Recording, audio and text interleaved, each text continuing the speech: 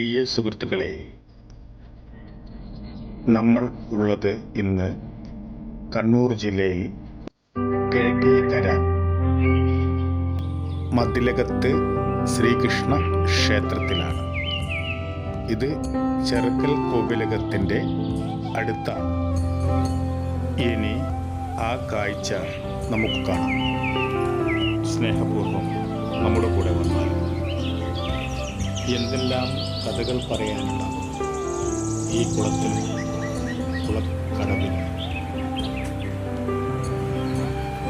ഇവിടെയുള്ള ഓരോ മണൽത്തരിക്കും അനേകം കഥകൾ പറയാനുണ്ടാകും. മൺമറിഞ്ഞു പോയവരുടെ ഒരുപാട് കഥകൾ. ഒരു നാട് ഭരിച്ച, ഒരു ദേശത്തെ മുഴുവനും സംരക്ഷിച്ച ഒരു വലിയൊരു കോവിലകത്തിൻ്റെ മുൻവശത്താണ് നാം നിൽക്കുന്നത്. ഇതാണ് ഞാൻ പറഞ്ഞ ആ ശ്രീകൃഷ്ണ ക്ഷേത്രം. കിഴക്കേക്കര മതിലകത്ത് ശ്രീകൃഷ്ണ ക്ഷേത്രം. ആദ്യം ഇവിടെയായിരുന്നു ഉണ്ടായിരുന്ന ശ്രീകൃഷ്ണ ഭഗവാൻ എന്ന് പറയപ്പെടുന്നു. പഴമക്കാരുടെ വാക്കുകളാണ് ഞാൻ പറഞ്ഞത്, അല്ലാതെ ഞാൻ പറഞ്ഞതല്ല. എത്രയോ കാലപ്പഴക്കമുള്ള, കാലങ്ങൾ നിശ്ചയിക്കാൻ പറ്റാത്ത ഒരു പഴയ ഒരു ശ്രീകൃഷ്ണ ക്ഷേത്രം. അതീവ പുരാതനമായ ഒരു ശ്രീകൃഷ്ണ ക്ഷേത്രം. ഒരുപാട് പേർക്ക് അന്നം കൊടുത്ത ആ ഭഗവാൻ ഇവിടെയുണ്ട്. രണ്ട് കൈയിലും വെണ്ണയെടുത്ത് നിൽക്കുന്ന ആ പൊന്നു തമ്പുരാനെ നമുക്ക് കാണണ്ടേ. ചരിത്രം ഉറങ്ങുന്ന ആ പുണ്യം ഭൂമിയിലാണ് ഇന്ന് നാം ഉള്ളത്. ഇന്നത്തെ കാഴ്ച നമുക്ക് ഇവിടുന്ന് ആരംഭിക്കാം. കൂട്ടരെ വന്നാലും. ഇതാണ് ഭഗവാന്റെ ധ്യാനം. ഭഗവാന്റെ പൂങ്കാവനം കണ്ടു. ഈ പൂങ്കാവന കാഴ്ച മനം കുളിരുന്ന ഒന്ന് തന്നെയാണ്. ആ കാഴ്ചയും കണ്ട് സായാഹ്നം കണ്ട് നമുക്ക് ഭഗവാന്റെ തിരുസന്നിധാനത്തേക്ക് നടന്നു നീങ്ങാം.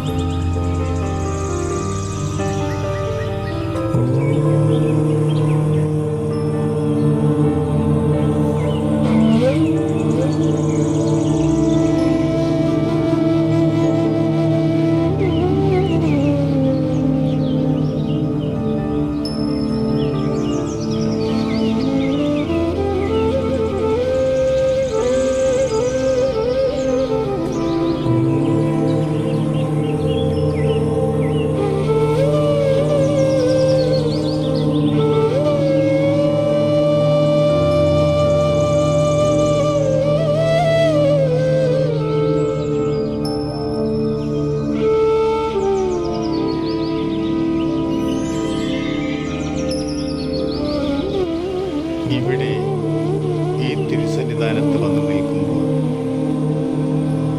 ഉണ്ണി ഗണപതിയുടെ കൈ പിടിച്ച് ഉണ്ണിക്കണ്ണൻ ഓടിക്കളിക്കുന്നതായി അനുഭവിച്ചറിയാൻ സാധിക്കും.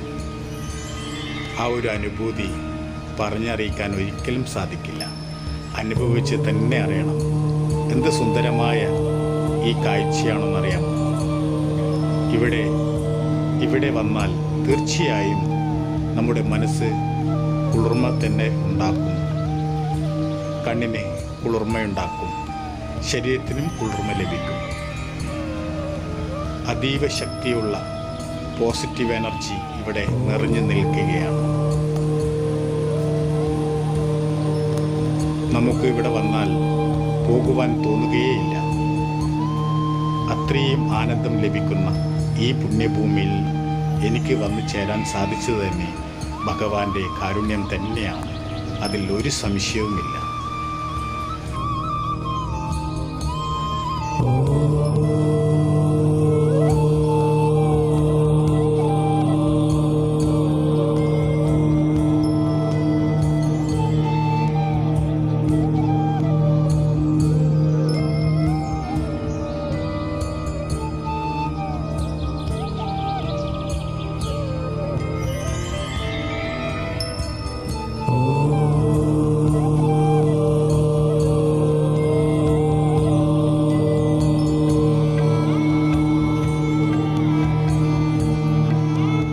ഇതാ ഇവിടെ വന്നപ്പോഴും ശ്രീകൃഷ്ണ പരന്ത് വലം വെച്ച് പറക്കുന്നു.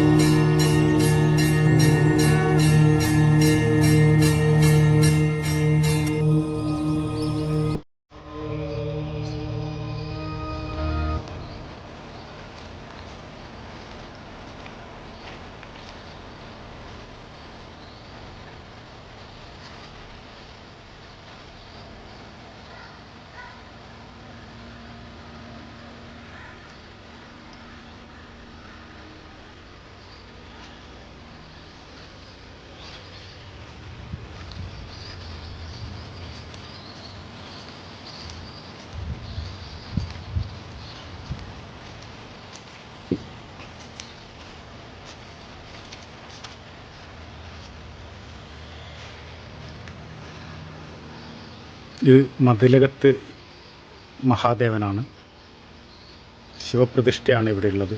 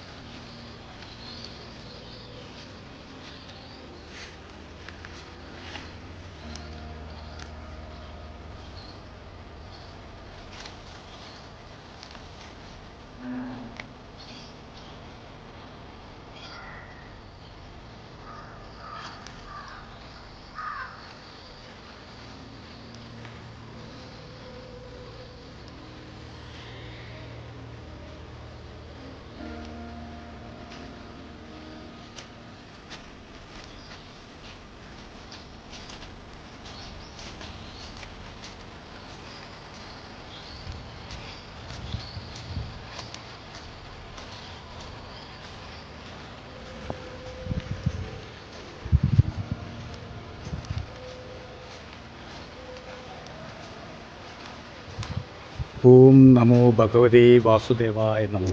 ഇതാണ് ഭഗവാന്റെ കിഴക്കേ നട. കിഴക്കേ നടയിലുള്ള കാഴ്ച കണ്ടുമോ? കിഴക്കേ നടയിലേക്കൂടിയും ക്ഷേത്രപ്രവേശനം ചെയ്യാൻ സാധിക്കും.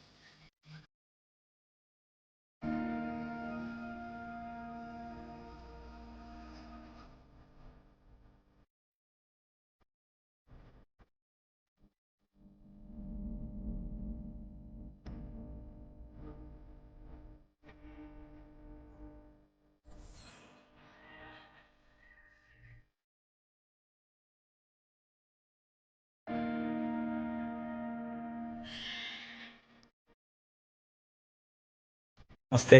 നമസ്കാരം. എന്താ പേര്? എൻ്റെ പേര് നമ്പൂതിരി. പിന്നെ എവിടെയാ സ്ഥലം? മയ്യില മാക്കന്തേരി ഇല്ലെന്ന്. അവിടെയാണ് അല്ലേ? ഇവിടുത്തെ ഭഗവാന്റെ ഇവിടെ രണ്ട് കയ്യിലും വെണ്ണയായിട്ടുള്ള ഉണ്ണികൃഷ്ണനാണ്. ഇവിടെ 1200 വർഷം മുമ്പ് ഇവിടെ ഒരു ക്ഷേത്രം നിർമ്മിച്ച് ഇവിടെ പ്രതിഷ്ഠിക്കുകയുണ്ടായത്. പക്ഷെ അന്നേ ഉള്ള അതേ വിഗ്രഹം തന്നെ. അതേ. പിന്നെ ഇവിടെ ഉണ്ണിക്കണ്ണനാണ് ഇരിക്കുന്നത്. അതെ. പിന്നെ രണ്ട് കൈ. പിന്നെ അതുപോലെ ശിവനും ഉണ്ട് അല്ലേ? വൈദ്യനാഥനായിട്ട് ശിവനും ഉണ്ട്. വൈദ്യനാഥനായിട്ട്. അത് ഈ ശിവക്ഷേത്രം എന്ന് പറയുന്നത് ഇവിടെ അടുത്തൊരു ശിവക്ഷേത്രം ഉണ്ടായിരുന്നു. ആ ശിവക്ഷേത്രത്തിന്റെ പിന്നെ എല്ലാം നശിച്ചു പോയ കാലഘട്ടത്തിൽ ആ വിഗ്രഹത്തിന് പൂജ ചെയ്യാനുള്ള സംവിധാനം ആക്കിയിട്ട് ഈ ക്ഷേത്രത്തിലേക്ക് സമർപ്പിച്ച. അപ്പോൾ ആ വിഗ്രഹം പിന്നെ ഇവിടെ നാലമ്പലത്തിനുള്ളിൽ തന്നെ വെച്ച് ആരാധിക്കുന്ന ഒരു സമ്പ്രദായം ഉണ്ടായിരുന്നു. അപ്പോൾ അത് സ്വർണ്ണ പ്രശ്നം വെച്ചപ്പോൾ പറഞ്ഞു അതിന് മുഖ്യദേവനായിട്ടുള്ള ആ ഭഗവാനെ ഒരു ഉപദേവന സ്ഥാനത്താണ്. അതൊരു 12 ഒരു വ്യാഴവട്ടം വരെ അങ്ങനെ ചെയ്യാൻ പാടുള്ളൂ താൽക്കാലികമായിട്ട്. പക്ഷെ ആ ക്ഷേത്ര ഭൂമിയെല്ലാം അന്യാധീനപ്പെട്ടു നൂറുകണക്കിന് വർഷം പിന്നിട്ടു. അപ്പോൾ അതുകൊണ്ട് തന്നെ അതിന് വേറൊരു ക്ഷേത്രം പുതുതായിട്ട് പണിത് അങ്ങോട്ട് മാറ്റി പ്രതിഷ്ഠിക്കാൻ സ്വർണ്ണപ്രശ്നത്തിൽ കണ്ട് പ്രകാരം ചെയ്തു. ഇത് ചെറുകൽ കോവിലത്തിന്റെ അധീനത്തിലാണോ? ഇത് ആദ്യം 4 ഇല്ലങ്ങൾ ബ്രാഹ്മണ ക്ഷേത്രമുള്ള ഒരു ബ്രാഹ്മണ ക്ഷേത്രമായിരുന്നു. പിന്നീട് അത് ഈ ഇല്ലങ്ങളൊക്കെ അന്യം നിന്ന് പോയ കാലഘട്ടത്തിൽ ഏകദേശം നൂറ്റാണ്ടുകൾക്ക് മുമ്പ് പിന്നെ ഇത് പഴയങ്ങാടിയുള്ള ഒരു രാജാവിൻ്റെ അധീനതയിൽപ്പെട്ട ഒരു സ്ഥലമായിരുന്നു. അപ്പോൾ ആ രാജാവിന് ഉദയമംഗലം രാജാവ് എന്ന് പറയുന്ന ആ രാജാവാണ് ഈ ക്ഷേത്രം നടത്തിക്കൊണ്ടിരുന്നത്. അത് പിന്നീട് ഒരു 600 വർഷങ്ങൾക്കിപ്പുറം ചെറക്കൽ സ്വരൂപം എന്ന് പറഞ്ഞിട്ട് കൊലത്തിരി രാജാക്കന്മാരുടെ ഒരു വിഭാഗം ഈ ചെറക്കൽ പിന്നെ ഒരു കൊട്ടാരമൊക്കെ പണിത് അവിടെ പിന്നെ ഒരു ആവാസ വ്യവസ്ഥ ആയ കാലഘട്ടത്തിൽ ഈ ക്ഷേത്രത്തിൻ്റെ ഊരാത്മാവകാശം ഉദയമംഗലം രാജാവിൽ നിന്ന് ചെറക്കൽ രാജാവ് ഏറ്റെടുത്തു. അപ്പോൾ ഏറ്റെടുക്കുന്ന കാലഘട്ടത്തിൽ ഈ ക്ഷേത്രത്തിൻ്റെ നടത്തിപ്പിനായിട്ട് പിന്നെ ചെറക്കൽ രാജാവ് ഒരു 200 ഏക്കർ ഭൂമി മടക്കര ഗ്രാമത്തിലാണ് പറയുന്നത്. ആ ഭൂമി ഈ ക്ഷേത്രത്തിന്റെ നടത്തിപ്പിനായിട്ട് മാറ്റിവെച്ചു. ആ ഭൂമിയുടെ ആദായം കൊണ്ട് സ്ഥിരം ഊട്ടൊക്കെ നടത്താൻ വേണ്ടിയിട്ട് എന്ന് വെച്ചാൽ സംവിധാനമൊക്കെ ആക്കി ഒരു ഊട്ടുവരെ നിർമ്മിച്ചു. മലബാറിലെ ഏറ്റവും വലിയ ഊട്ടുവര ഈ ക്ഷേത്രത്തിൽ. അത് പിന്നീട് ഈ രാജഭരണമൊക്കെ കഴിഞ്ഞ കാലഘട്ടത്തിൽ ഇത് പിന്നെ ഈ ഭൂമിയൊക്കെ നോക്കി നടത്താനൊന്നും ആളില്ലാതെ അന്യാധീനായിപ്പോയി. ആ ഭൂമിയൊക്കെ അന്യാധീനായതോടുകൂടി ഇവിടെ സ്ഥിരമായിട്ട് നടത്തിക്കൊണ്ടിരുന്ന ഊട്ട് കാര്യങ്ങളൊക്കെ നിന്നുപോയി. പിന്നീട് ഭൂമിയൊക്കെ അന്യാധീനായതുകൊണ്ട് ഊട്ട് നിന്നുപോയി. പിന്നെ HRNC എന്ന് പറഞ്ഞ ഗവൺമെന്റിന്റെ അതോറിറ്റിയിലേക്ക് ഈ ക്ഷേത്രം കൈമാറ്റം ചെയ്തു. ഇത് ദേവസ്വം ബോർഡിന്റെ കീഴിലാണോ? ഇപ്പം മലബാർ ദേവസ്വത്തിന്റെ മുകളിലാണ്. പിന്നെ ചെറുശ്ശേരിയുമായിട്ട് ഇവിടെ എന്താണ് ബന്ധം? ഈ പ്രാചീന കവിത്രയങ്ങളിലെ ആദ്യത്തെ കവിയാണ് ചെറുശ്ശേരി. ചെറുശ്ശേരി കുഞ്ചൻ നമ്പ്യാർ പ്രാചീന കവിത്രയപ്പെട്ടവർ. അപ്പോൾ അതിൽ ചെറുശ്ശേരി ഏകദേശം 15-ാം നൂറ്റാണ്ടിന്റെ ഉത്തരാർത്ഥത്തിലാണ് ഈ കൃഷ്ണഗാഥ എന്ന് പറയുന്ന ഒരു മഹാകാവ്യം രചിച്ചത്. അപ്പം ഈ ക്ഷേത്രത്തിനോട് തൊട്ടായിരുന്നു ചെറുക്കൽ രാജകൊട്ടാരം ഉണ്ടായിരുന്നത്. അപ്പം രാജാവും ചെറുശ്ശേരി നമ്പൂതിരിയും തമ്മിൽ ഇങ്ങനെ കളിക്കുന്ന സമയത്ത് അകത്തുനിന്ന് രാജ്ഞി ഉന്തുന്ന ആളെ ഉണ്ടെന്ന് പറഞ്ഞ് രാജാവിനെ ജയിപ്പിക്കാൻ വേണ്ടിയിട്ട് താരാട്ടുപാട്ടിന്റെ ഈണത്തിൽ ആളെ ഉന്താൻ അത് പ്രകാരം രാജാവ് കളി ജയിക്കുന്നു. അത് അപ്പോൾ ആ മഞ്ചരി വൃത്തത്തിൽ താരാട്ടുപാട്ടിന്റെ ആ ഈണത്തിൽ ചെറുശ്ശേരി നമ്പൂതിരിയോട് പറഞ്ഞു ഒന്ന് കൃഷ്ണന്റെ കഥ ഒന്ന് പിന്നെ വർണ്ണിച്ച് അങ്ങനെയാണ് ഈ കൃഷ്ണഗാഥ എന്ന് പറയുന്ന ഒരു മഹാകാവ്യം ഉടലെടുത്തത്. ഫസ്റ്റിൽ ആദ്യത്തെ മലയാളത്തിലെ മഹാകാവ്യമാണ് ഈ കൃഷ്ണഗാഥ. തുഞ്ചത്തെഴുത്തച്ഛനും 100 വർഷം മുമ്പ് ജീവിച്ച വ്യക്തിയാണ് ചെറുശ്ശേരി. അപ്പൊ ഈ കൃഷ്ണഗാഥ വളരെ മലബാർ ഏരിയയിൽ മുഴുവൻ ഒരു കാലഘട്ടത്തിൽ ചിങ്ങമാസം 1-ാം തീയതി മുതൽ 31 വരെ കർക്കിടകത്തിലെ രാമായണം വായിക്കുന്ന പോലെ കൃഷ്ണഗാഥ മാസ കാലമായി ഈ കൃഷ്ണപ്പാട്ട് കൃഷ്ണഗാഥ പാരായണം ചെയ്യുന്ന ഒരു സമ്പ്രദായമൊക്കെ ഉണ്ടായിരുന്നു മലയാളത്തിൽ, മലബാറിൽ പ്രത്യേകിച്ചും. അത് പിന്നീട് അതിന് ശരിക്കും വേണ്ടത്ര പ്രചാരണം മലബാറിൽ ആയതുകൊണ്ടായിരിക്കാം ചിലപ്പം എന്ന് വെച്ചാൽ അത്ര വേണ്ടത്ര പ്രചാരം കിട്ടിയില്ല കൃഷ്ണഗാഥയ്ക്ക്. ആദ്യത്തെ മഹാകാവ്യമാണെങ്കിൽ കൂടി അതിന് അർഹമായ രീതിയിലുള്ള ഒരു അംഗീകാരമോ ചെറുശ്ശേരിക്ക് അർഹമായിട്ടുള്ളൊരു സ്മാരകമോ കാര്യങ്ങളോ ഒന്നും ഉണ്ടായിട്ടില്ല. അപ്പോൾ അതിനൊക്കെ ഒരു മാറ്റം വരുന്നുണ്ട്. ജനങ്ങളൊക്കെ ഇപ്പം കൂടുതൽ അറിയുന്നുണ്ട്. മലയാളത്തെയും പിന്നെ ഭാഷയൊക്കെ സ്നേഹിക്കുന്നവരും ഈ ഭക്തിയായിട്ട് ബന്ധപ്പെടുന്നവരുമൊക്കെ കൃഷ്ണഗാഥയെ കൂടുതൽ പ്രചാരത്തിലേക്ക് കൊണ്ടുവരാൻ വേണ്ടി യത്നിക്കുന്നുണ്ട്. അത് ഈ ക്ഷേത്രം കേന്ദ്രീകരിച്ച് ഇടയ്ക്ക് ഒക്കെ ഇപ്പോൾ ഒരു മഹാസമ്മേളനങ്ങളും പിന്നെ ഗവൺമെൻറ് കാലത്തിലൊക്കെ നമ്മൾ നിവേദനങ്ങളും കാര്യങ്ങളൊക്കെ കൊടുക്കുന്ന പ്രകാരം ചരിത്ര സംരക്ഷിത സ്മാരകമായിട്ട് മാറ്റാനൊക്കെയുള്ള ശ്രമം നടക്കുന്നുണ്ട്. ഒക്കെ മാറി വരുന്നുണ്ട്. ഇവിടെ പണ്ട് കാലങ്ങളിലും വളരെ ബുദ്ധിമുട്ടായ ഒരു അവസ്ഥയായിരുന്നല്ലോ.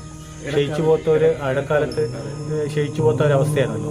അപ്പോൾ ഇവിടുത്തെ ദേശവാസികളൊക്കെ കൂടിയിട്ടല്ലേ ഇത് വീണ്ടും ശക്തമായിട്ട് കൊണ്ടുവന്നത്. മലബാർ ദേവസ്വം ബോർഡിന്റെ കയ്യിലാണെങ്കിലും നാട്ടുകാരുടെ നേതൃത്വത്തിൽ ഒരു കമ്മിറ്റി രൂപീകരിച്ച് ആ കമ്മിറ്റിയുടെ നേതൃത്വത്തിലാണ് പുനരുദ്ധാരണ പ്രവർത്തനങ്ങൾ. ആ കമ്മിറ്റിയുടെ പേരെന്താ?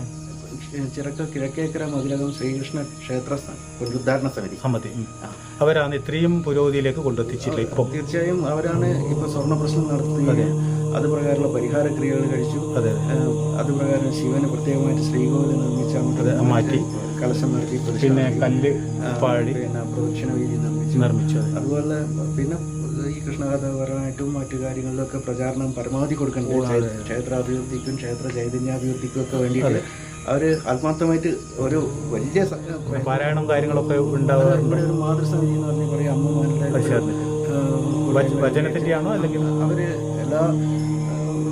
മിക്കവാറും ദിവസങ്ങളിൽ ഈ ക്ഷേത്രത്തിൽ ഭഗവത്ഗീതയും മറ്റും പാരായണം ചെയ്യാറുണ്ട്. ഈ കൃഷ്ണഗാഥ മാസകാലത്ത് എല്ലാ ദിവസവും കൃഷ്ണഗാഥ പാരായണം നടത്തുന്നതൊക്കെ അവരുടെ നേതൃത്വത്തിലാണ്. ഇത് വലിയൊരു കൂട്ടായ്മയുടെ കീഴിലാണ് ഇപ്പം പ്രവർത്തിച്ചുകൊണ്ട് നല്ല ഒരു നാട്ടുകാരുടെ ഒരു രൂപീകരിച്ചിട്ട് അവരുടെ മുഖ്യമായ അത് കാണാനുണ്ട്, പ്രവർത്തിക്കുന്നത്. അത് കാണാനുണ്ട്. അതുപോലെ തന്നെ മുമ്പ് ഭഗവാനെ കാണുന്ന ഒരു ചൈതന്യമല്ല ഇപ്പോൾ ഉള്ളത്. ഇപ്പം നല്ല അന്നേരം കാണുമ്പോൾ തന്നെ കണ്ണിൽ ഒരു കുളിർമ തീർച്ചയായിട്ടും ഭഗവാനെ കാണും. കാലത്ത് വളരെ രാജകീയ പ്രൗഢിയിൽ രാജിച്ച ഒരു ഭഗവാനാണ് ഇവിടുത്തെ. അതെ അതെ. അത് പിന്നീട് ഈ മനുഷ്യർക്കുള്ള പോലെ തന്നെ ക്ഷയവും ഒക്കെ പുനർജനനം കിട്ടിയെന്ന് പറയുന്നില്ലേ, അതുപോലെ പുനർജീവൻ ഭഗവാന് ലഭിച്ചു. അത് അതെ അത് നടക്കും. അതെന്ന് വെച്ചാൽ ഇപ്പം കുറെ കൂടി കാര്യങ്ങൾ ചെയ്യാനുണ്ട്. ഇവിടെ ക്ഷേത്രത്തില് അഷ്ടബന്ധ നവീകരണ കലശം നടത്തണം. അതേപോലെ ക്ഷേത്രത്തിനും നാലമ്പലത്തിനും കുറച്ച് കേടുപാടുകളൊക്കെ ഉള്ളത് ശേഷമാണ് അഷ്ടബന്ധ. അതിന് പറ്റിയ ആൾക്കാരെ ഭഗവാൻ തന്നെ ഇവിടെ അതിനുള്ള ശ്രമം ഇങ്ങനെ കമ്മിറ്റിയുടെ നേതൃത്വത്തിൽ കാര്യമായിട്ട് നടക്കുന്നുണ്ട്. അതെ അതെ. അത് അതിന് പ്രയത്നിക്കാൻ പറ്റിയ കുട്ടികൾ തന്നെയാണ് ഇതിന്റെ പിന്നിൽ പ്രവർത്തിക്കുന്നത്. അതൊന്നും ഭയപ്പെടേണ്ട ആവശ്യമൊന്നുമില്ല. ഭഗവാൻ തന്നെ ഇവിടെ എത്തിക്കും. എൻ്റെ മനസ്സങ്ങനെ തോന്നി, അതുകൊണ്ടാണ് പറഞ്ഞത്. പിന്നെ രണ്ടാമത് ഇവിടെ അന്നദാനം ഉണ്ടോ? അന്നദാനം ഈ ഭൂമിയിലെ ആദായം പണ്ട് പറഞ്ഞ 200 ഏക്കർ ഭൂമി, ആ ഭൂമിയുടെ ആദായം കൊണ്ടായിരുന്നു സ്ഥിരം ഊട്ടൊക്കെ നടത്തിയിരുന്നത്. ഈ ഊട്ടുപുരയിൽ വെച്ചിട്ടാണോ? ഈ ഊട്ടുപുരയിൽ 1500 പേർക്ക് ഒറ്റ പന്തിയിൽ ഊണ് കഴിക്കാൻ പറ്റുന്ന അത്ര വലുപ്പമുള്ള അത്. പിന്നെ ഈ ഭൂമി അന്യാധീനമായപ്പോൾ വരുമാനം നിലച്ചു. അതോടുകൂടി ഊട്ടൊക്കെ നിന്നു. പക്ഷെ ഇപ്പോഴ് ഭക്തജനങ്ങള് അന്നദാനം നടത്തുന്നുണ്ട്. പല ആൾക്കാരും ഇപ്പൊ ഇടയ്ക്ക് സപ്താഹം കാര്യങ്ങളൊക്കെ നടക്കുമ്പോഴും. സപ്താഹം ഉണ്ടോ ഇപ്പോൾ ഇവിടെ? ഈ കൊറോണ ആയതുകൊണ്ട് ഈ ഒരു കാലഘട്ടത്തിൽ ഉണ്ടായിട്ടില്ല. അത് ഏകദേശം ഒരു ലെവലായി വരുന്ന സമയത്തായിരുന്നു ഈ കൊറോണയും വന്നിട്ടാണ് അല്ലേ? അപ്പൊ അതുകൊണ്ട് ബാക്കി ഇവിടെ വേറെ ഗണപതി ഉണ്ടോ? ഗണപതിയുടെ ഒരു അദൃശ്യ സാന്നിധ്യം ഈ ക്ഷേത്രത്തിലുണ്ട് പറയുന്നത്. അതെന്താന്ന് വെച്ചാല് ഈ ക്ഷേത്രം ബാലഗണപതിയാണോ അല്ലെങ്കിൽ അങ്ങനെ? ഈ ക്ഷേത്രം പ്രതിഷ്ഠാ സമയത്ത് ഇവിടെ ഒരു വിഗ്രഹം കിട്ടി, ആ വിഗ്രഹത്തെ ഇവിടെ പ്രതിഷ്ഠിക്കുകയാണല്ലോ ചെയ്തത്. അപ്പോൾ ആ കാലഘട്ടത്തിൽ ക്ഷേത്രത്തിന് അനുയോജ്യമായ ഭൂമി കണ്ടെത്തുന്ന സമയത്ത് ഈ ക്ഷേത്രഭൂമി കണ്ടെത്തുമ്പോൾ ഇവിടെ ഒരു പഴയ ഒരു ഇല്ലം ഉണ്ടായിരുന്ന ഒരു സ്ഥലമായിരുന്നു. ആ ഇല്ലം ഒക്കെ നശിച്ചു പോയ കാലഘട്ടത്തിൽ ആ സ്ഥലത്താണ് ഇവിടെ ഭഗവാൻ പിന്നെ ക്ഷേത്രഭൂമിയായിട്ട് മാറ്റി ക്ഷേത്രം നിർമ്മിച്ചത്. പക്ഷെ ഞാനൊരു കാര്യം പറഞ്ഞാൽ തെറ്റിദ്ധരിക്കാൻ പാടില്ല. ഞാനിവിടെ വന്നിട്ട് ഇവിടെ നിന്ന് ഫസ്റ്റ് ഞാൻ ഇവിടെ വന്ന് നിന്നപ്പം ഉണ്ണിക്കണ്ണനെ കൈ പിടിച്ചിട്ട് ഓടിപ്പോകുന്ന ഉണ്ണി ഗണപതിനെയാണ് എനിക്ക് ഫീൽ ചെയ്തത്. അപ്പം അവിടെ പറയുന്നത് ഇങ്ങനെയാണ്, ആ ഇല്ലത്ത് മുഖ്യമായിട്ട് ഉപാസന ചെയ്തിരുന്നത് ഗണപതിയെയാണ്. അപ്പൊ ആ ഗണപതിയുടെ സാന്നിധ്യം പ്രതിഷ്ഠയായിട്ടില്ലെങ്കിൽ കൂടി ഈ ക്ഷേത്രത്തിലുണ്ട്. അപ്പൊ ആ നമ്മളത് സ്വർണ്ണപ്രശ്നം വെക്കുന്നതിന് തൊട്ട് മുമ്പ് നമ്മളൊരു മഹാഗണപതി നടത്തിയിരുന്നു, ഒരു 108 തേങ്ങയുടെ മഹാഗണപതി. അപ്പൊ അത് പ്രശ്നത്തിൽ എടുത്തു കാണിച്ചിരുന്നു ഒരു സാന്നിധ്യവും അതിന്റെ ഒരു അനുഗ്രഹവും. അപ്പൊ നമ്മൾ എന്ത് കാര്യവും ഭഗവാന് ഇവിടെ വൈദ്യമാർഗാണോ? എങ്ങനെ വൈദ്യമാർഗാണോ? ഉത്തമ മാർഗാണോ? ഉത്തമ മാർഗമാണ്. അതല്ല കൗള സമ്പ്രദായം ഒന്നുമില്ലല്ലോ. ഇല്ല, ദേവി സാത്വികമായിട്ടുള്ള മാത്രമേ വിധികളാണ്. അപ്പം പിന്നെ ഇവിടെ ദേവി ഉപാസനയും കാര്യങ്ങളൊന്നും ഒന്നുമില്ല.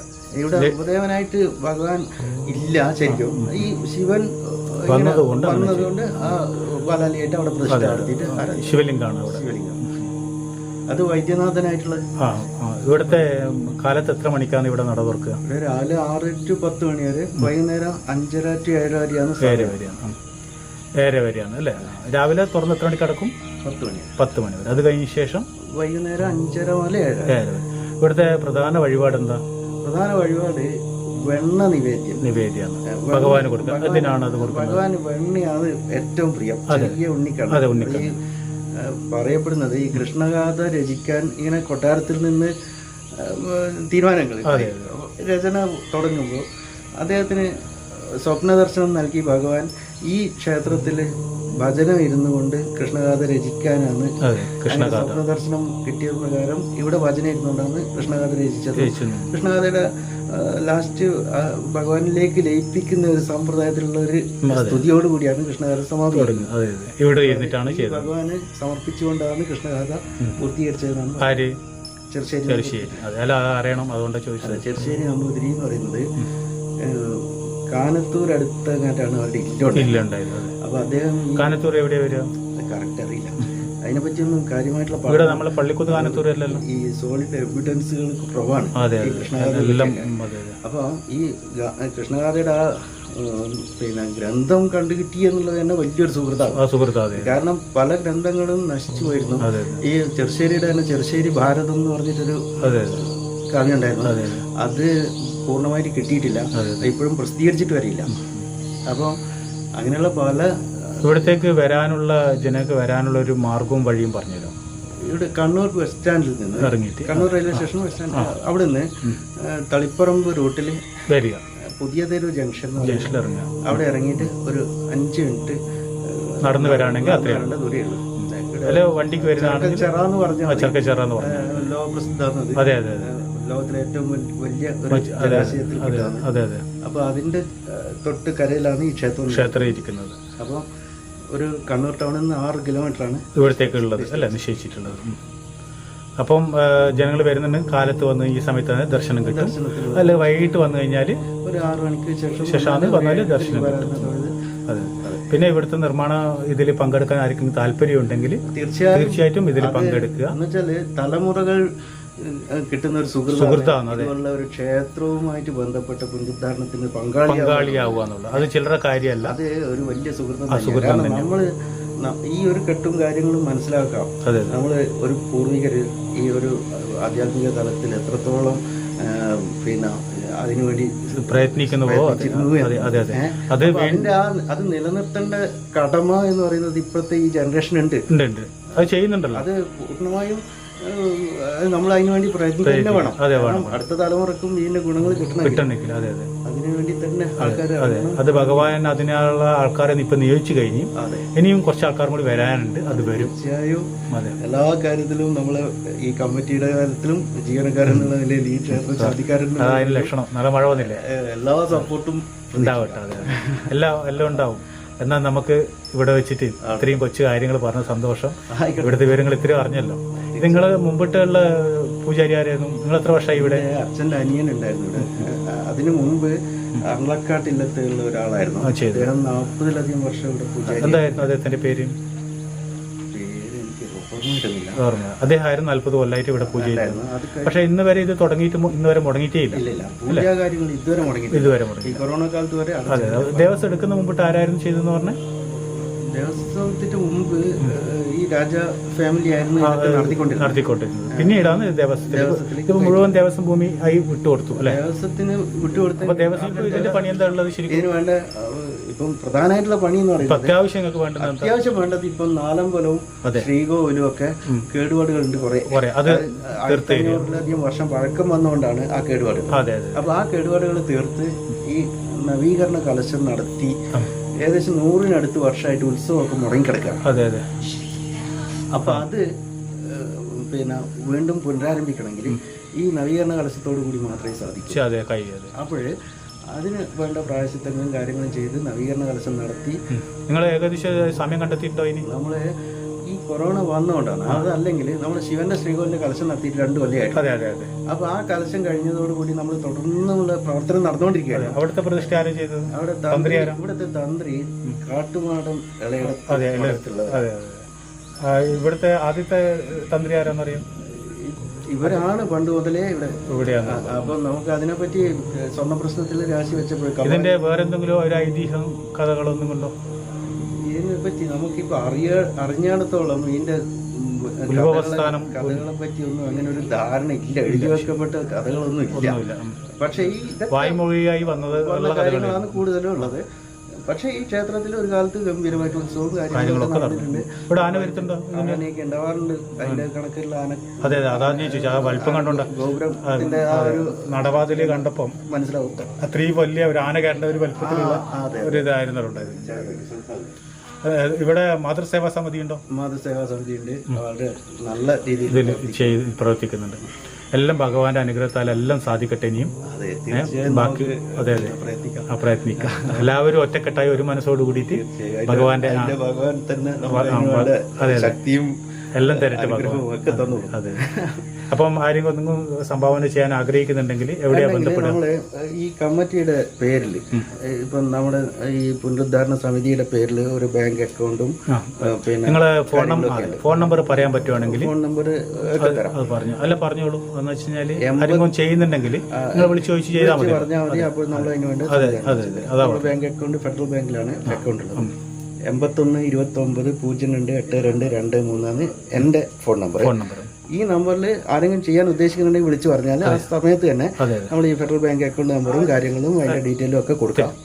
എന്താ വെച്ചാൽ ഞാൻ ഇത്രയും ഇങ്ങനെ പറയാനുള്ളൊരു കാരണം എന്താ വെച്ചാൽ ഇവിടെ വന്നപ്പോൾ അത്രയും ഒരു പോസിറ്റീവ് എനർജി നല്ലവണ്ണമുണ്ട്. അത് ഇനിയും ഡെവലപ്പ് ആവണം എന്നുള്ള ആ ഒരു ഒറ്റ ആഗ്രഹം കൊണ്ടാണ് ഞാൻ ഇത്രയും പറഞ്ഞത്. അതുകൊണ്ടെന്ന് വെച്ചാൽ ഭഗവാന്റെ ചൈതന്യം ഇനിയും വർദ്ധിക്കണം. ഈ ദേശത്ത് മാത്രമല്ല ലോകം മുഴുവനും ഭഗവാൻ ചൈതന്യം അറിയപ്പെടണം. അത് നിങ്ങളെല്ലാവരും ഒറ്റക്കെട്ടായി മനസ്സോടുകൂടി നിൽക്കുന്നുണ്ട്. അതിൽ ഒരു പങ്കാളിയായി എനിക്കൊന്തെങ്കിലും ഒരു ഉറുമ്പിനെ കൊണ്ട് എന്ത് ചെയ്യാൻ പറ്റുക, അതുപോലെ ഒരു ചെറിയ എന്തെങ്കിലും എന്നെ കൊണ്ട് ചെയ്യാൻ പറ്റുമെങ്കിൽ അത് ചെയ്യാന്നുള്ള ഇതിലാണ് ഇത് പറഞ്ഞത്. അപ്പം എന്നെ കൊണ്ട് ഇങ്ങനെയെങ്കിലും ചെയ്യാൻ പറ്റുമെങ്കിൽ ഈ ക്ഷേത്രത്തിന് വേണ്ടി എത്തുകയാണെങ്കിൽ തീർച്ചയായിട്ടും എത്തിട്ട് ഭഗവാന്റെ അനുഗ്രഹം തീർച്ചയായിട്ടും ഇവിടെ ഉണ്ടാവും. ഭഗവാൻ നമ്മളെ കൂടി ഉണ്ടല്ലോ. അത് വെക്കും. അത് മാത്രം മതി. അതെ, അതുകൊണ്ട് ഞാൻ പറഞ്ഞത് നേരത്തെ വരുമ്പം എനിക്കുണ്ടായ ഒരു ഫീലിങ്സ് ആണ്. എന്താ വെച്ച് കഴിഞ്ഞാൽ ഉണ്ണി ഗണപതിന്റെ കൈയും പിടിച്ചിട്ട് ഓടിപ്പോകുന്നവര്. പിന്നെ ഇതേപോലെ സന്താന ഗോപാലം പൂജ ഇവിടെയുണ്ട്. കുട്ടികളാവാത്തവർക്ക് കുട്ടികളാവാം. അത് അച്ചട്ടായിട്ടുള്ള ഫലം പറയുന്നുണ്ട്. അതേപോലെ കല്യാണം നടക്കാത്തവർക്ക് പിന്നെ സ്വയംവര പൂജ ചെയ്യാറുണ്ട്. പിന്നെ നിറമാല അങ്ങനെയുള്ള കാര്യങ്ങൾ അന്നദാനം. പിന്നെ നമ്മൾ വരുന്നവർക്കെല്ലാം ഭക്തജനങ്ങൾക്കൊക്കെ രാവിലെ ഒരു പ്രഭാത ഭക്ഷണം കൊടുക്കുന്ന ഒരു സമ്പ്രദായം തുടങ്ങിയിരുന്നു. അതെ, അപ്പൊ ഉപ്മാവും ചായ, ഒരു ഉപ്മാവും കട്ടൻ കാപ്പിയൊക്കെയാണ് കൊടുക്കുന്നത്. പക്ഷെ നമ്മൾ വിശന്നിരിക്കുന്ന സമയത്ത് ചെറിയൊരു റിലാക്സ് ഭക്ഷണം കൊടുക്കുമ്പോൾ ഒരു 10-15 കിലോമീറ്റർ അകലെ നിന്ന് വരുന്നവർക്ക് പിന്നെ തൊഴിലെല്ലാം കഴിയുമ്പോൾ നല്ല വിശപ്പായിരിക്കും. ആ സമയത്ത് ഹോട്ടൽ അന്വേഷിക്കുക. അതിന് പകരം നമ്മൾ അമ്പലത്തിൽ വിട്ടു പറയുന്ന കുറച്ചൊരു പായസവും ഈ ഒരു ഭക്ഷണം കൊടുത്താൽ അത് അവർക്ക് കൂടുതൽ റിലാക്സ്. അപ്പൊ അത് ചെറിയൊരു തുകയെ വരും. അത് ആവണം. ഭഗവാനായുള്ള വഴിയിലാക്കി തന്നെ സ്നേഹപൂർവ്വം